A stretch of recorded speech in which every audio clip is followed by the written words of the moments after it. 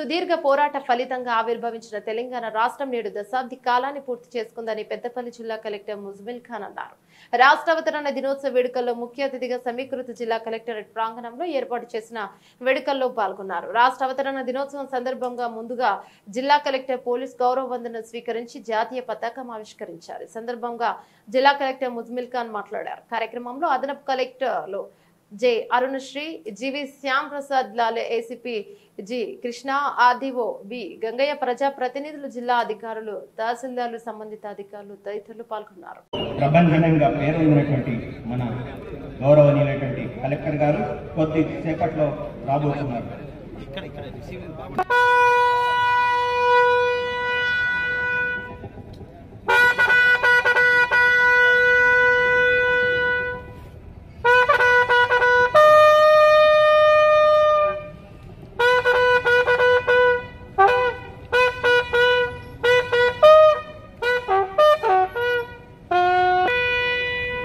గౌరవ జిల్లా పాలనాధికారిగా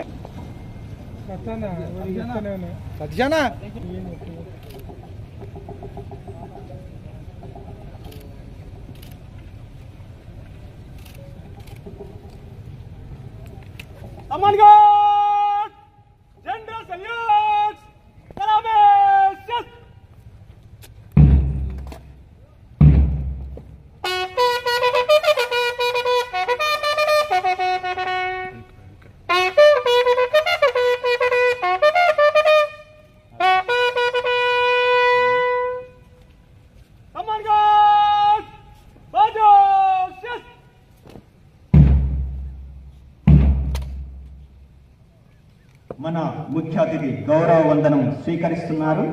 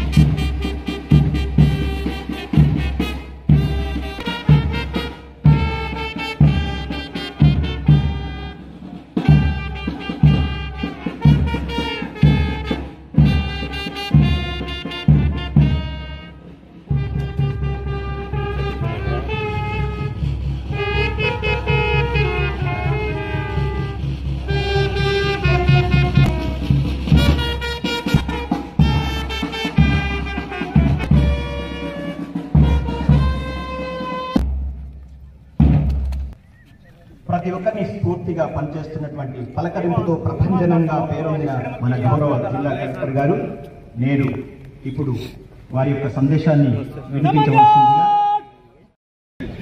రాష్ట్రమంతటా జరుపుకుంటున్న సందర్భంగా అమర వీరులందరికీ ఘనంగా నివాళులు అర్పిస్తున్నాను. ఎందరో అమరవీరులు త్యాగాలు పునాదుల మీద ఏర్పడిన తెలంగాణ రాష్ట్రం ఈరోజు అన్ని రంగాల్లో దశ దిశలు వెలుగులు విరజిమ్ముతుంది. దేశంలో అందరి దృష్టిని ఆకర్షిస్తుందని చెప్పుకునేందుకు గర్వపడుతున్నాము. అటు పరిపాలనలో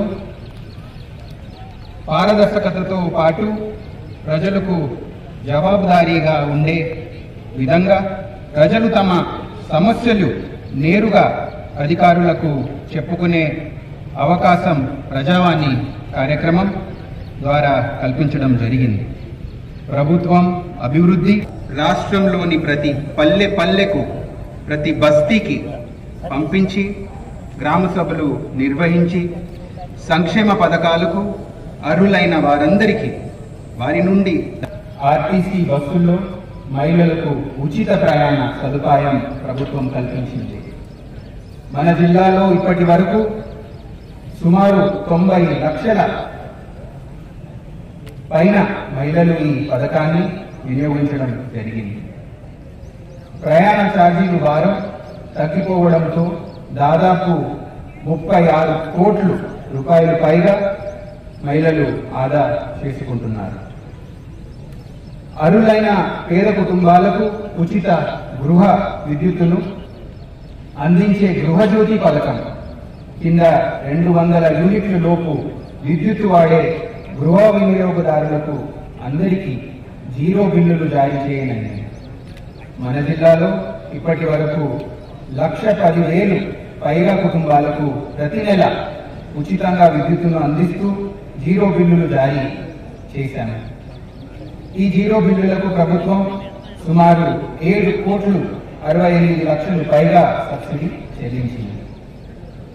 మహాలక్ష్మి పథకంలో భాగంగా 500 రూపాయలకు గ్యాస్ సిలిండర్ పంపిణీ చేసే పథకాన్ని రాష్ట్ర ప్రభుత్వం అమలు చేసి మహిళలపై పడే ఆర్థిక భారాన్ని తగ్గించింది.